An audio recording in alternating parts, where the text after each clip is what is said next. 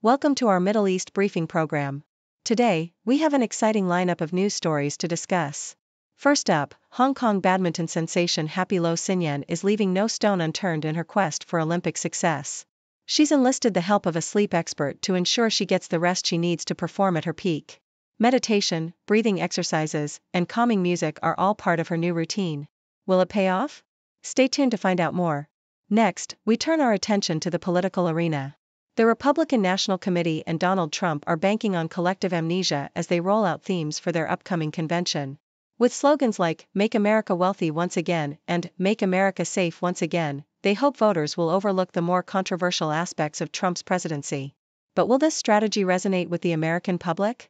We'll delve deeper into this intriguing political maneuver. Lastly, a scandal of international proportions. Brazil's former president Jair Bolsonaro finds himself accused of embezzling $1.2 million in undeclared jewelry from Saudi Arabia. The allegations include embezzlement, asset laundering, and criminal association. Bolsonaro's family and several associates are also implicated. What does this mean for Brazil's political landscape? We'll explore the ramifications of this explosive report. Please stay tuned for the detailed coverage. South China Morning Post. Hong Kong badminton prodigy Happy Lo Xin is gearing up for her Olympic debut, tackling her sleep issues with the help of a sleep expert. At 21, she has climbed from a world ranking of 250 to 44 in just a year, despite the challenges posed by the pandemic. Lo, the youngest in Hong Kong's six-member Olympic badminton squad, remains determined to meet her personal expectations and bring her best to the court. She is experimenting with meditation, regulated breathing, and music to calm her mind before competitions. Lo's journey in badminton began at age 9 under the guidance of John Leung and has seen her win multiple tournaments, including the 2023 Swedish Open and the Odisha Masters in India. Her ultimate goal is to perform her best at every point in the Olympics, despite the mental and physical toll of extensive travel and competition. Yahoo US. The Republican National Committee is banking on voters' collective amnesia regarding Donald Trump's first term as they prepare for the upcoming GOP convention. The convention themes aim to paint a rosy picture of Trump's presidency, with slogans like, "Make America Wealthy Once Again," despite economic data showing his term was not as stellar as claimed.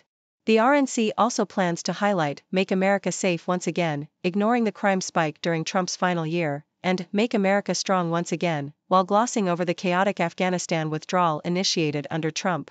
The Biden campaign is aware of the challenge in countering this narrative, as polling indicates many voters are still receptive to Trump's message.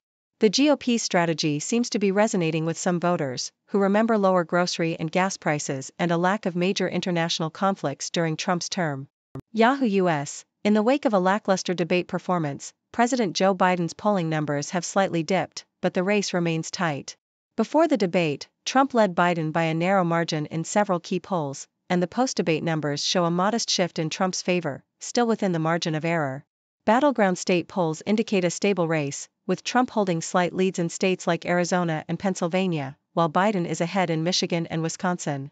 However, perceptions of Biden's health have declined more significantly, with fewer voters believing he has the mental and cognitive capacity to serve as president. This has led to increased anxiety among national Democrats, who are now grappling with the reality of a challenging re-election campaign. The race remains fluid, with the potential for future events to sway voter sentiment further.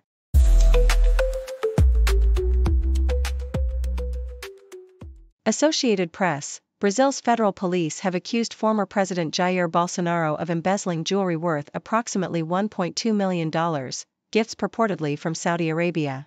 The jewelry, including diamond-encrusted watches and necklaces, was allegedly misappropriated by Bolsonaro and his associates, who are also indicted. This investigation adds to Bolsonaro's mounting legal troubles, which include accusations of falsifying COVID-19 vaccination certificates and inciting a January 2023 uprising. The unsealed police report suggests Bolsonaro was aware of the jewelry's illicit sale, with funds being laundered outside Brazil's banking system. Bolsonaro, who has lost his political rights until 2030, has denied any wrongdoing. His indictment has sparked accusations of a political witch hunt from allies like Argentine President Javier Milei.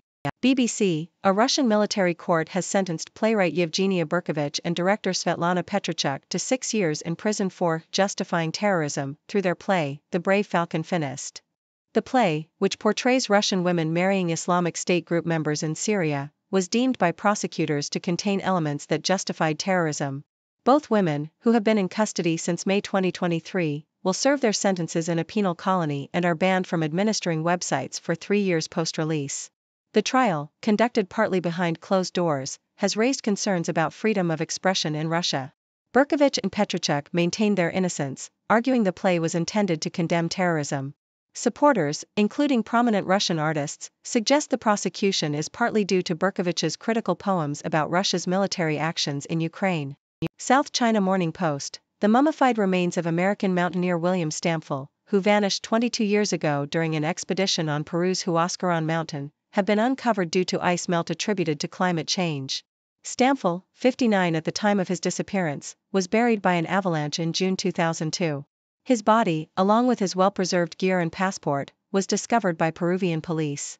This region, known for its challenging peaks, has seen other recent tragedies, including the deaths of an Israeli hiker and an Italian mountaineer. Stamfel's discovery highlights the ongoing impact of climate change on high-altitude environments and the dangers faced by mountaineers.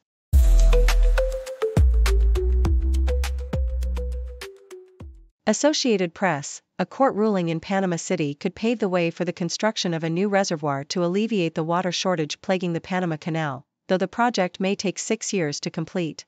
The canal has been forced to reduce the number of ships passing through daily due to a drought that has diminished the fresh water supply critical for lock operations. Panama has long sought to build another reservoir to supplement Lake Gatun, but a 2006 regulation restricted expansion outside the traditional watershed.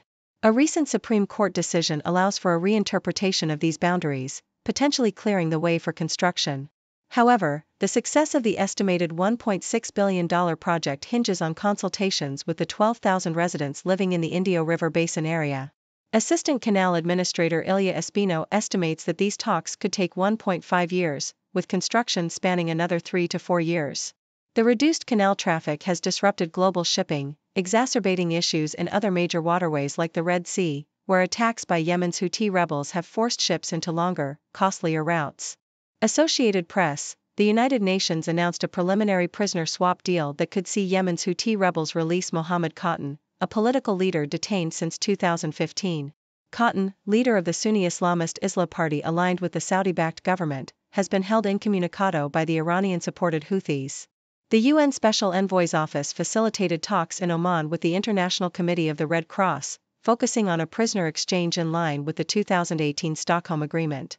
The parties agreed to discuss the final list of detainees to be released, but details of Cotton's release remain undisclosed. The Houthis have also detained at least 45 Yemeni employees of UN agencies and other organizations. The UN and US officials have called for the immediate release of these detainees, emphasizing the humanitarian impact. Yemen has been embroiled in civil war since 2014, with the conflict evolving into a proxy war between Saudi Arabia and Iran, resulting in over 150,000 deaths and a severe humanitarian crisis. Recent Houthi attacks on shipping routes have further complicated the situation, prompting a US-led airstrike campaign against the rebels. South China Morning Post: US House Speaker Mike Johnson has pledged to pass more legislation targeting China before the 2024 election. Speaking at the Hudson Institute, Johnson emphasized the need to counter China, which he called the greatest threat to global peace. The proposed measures include restricting outbound investments in China, closing trade loopholes for small parcels from the mainland, and introducing a Biosecurity Act to prohibit federal contracts with Chinese biotech firms. Johnson, a Republican ally of former President Donald Trump, aims to have these bills signed into law by year-end. He highlighted the bipartisan support for these initiatives and the House's commitment to curbing Chinese influence in American financial and economic systems. Johnson has also championed a sanctions package targeting Chinese military firms supporting Russia and Iran, and measures to limit American investments in Chinese tech sectors, following President Biden's executive order. Additionally, the Biosecure Act aims to end federal contracts with Chinese companies like BGI Group and Wuxi AppTech. Johnson also plans to address trade and tariffs, specifically targeting the de minimis provision that allows tariff-free imports of small-value packages from China, which has seen a surge in small-item trade.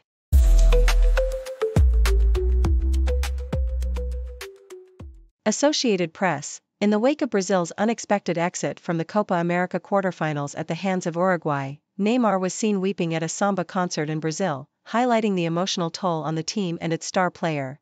The squad, lacking Neymar due to his ACL injury, struggled throughout the tournament, with Vinicius Jr. suspended and teenage prodigy Endrick failing to score. Expectations were already low given Brazil's sixth place in South American World Cup qualifying and the formidable presence of Argentina. Poor performances against Costa Rica, Colombia, and Uruguay only deepened the disappointment. The Brazilian Football Confederation acknowledged the team's shortcomings but expressed confidence in future victories, citing Brazil's historic success. Critics, however, question whether coach Dorival Jr., appointed in January, is the right leader and criticize Neymar's focus on his private life and his stint in Saudi Arabia. The team also lost valuable time under interim coach Fernando Diniz, allegedly waiting for Carlo Ancelotti. Nostalgic fans recall 2001, when Brazil, under new coach Luiz Felipe Scolari, rebounded from a Copa America failure to win the 2002 World Cup. Key players like Alisson, Danilo, João Gomes, and Rafinha underperformed, casting doubt on their future roles. Despite the criticism, analysts maintain that Neymar remains crucial to Brazil's success, urging patience for his recovery. Coach Jr. remains optimistic about Brazil's prospects, emphasizing the need for calm and patience as the team prepares for the World Cup. Thank you for tuning in. The content above showcases the latest briefing reports and analytical synopses, thoughtfully curated by the 6do team. These insights stem from a wide array of reputable media outlets, think tanks, government sources, and specialized experts worldwide. We encourage you to explore these sources for a comprehensive perspective.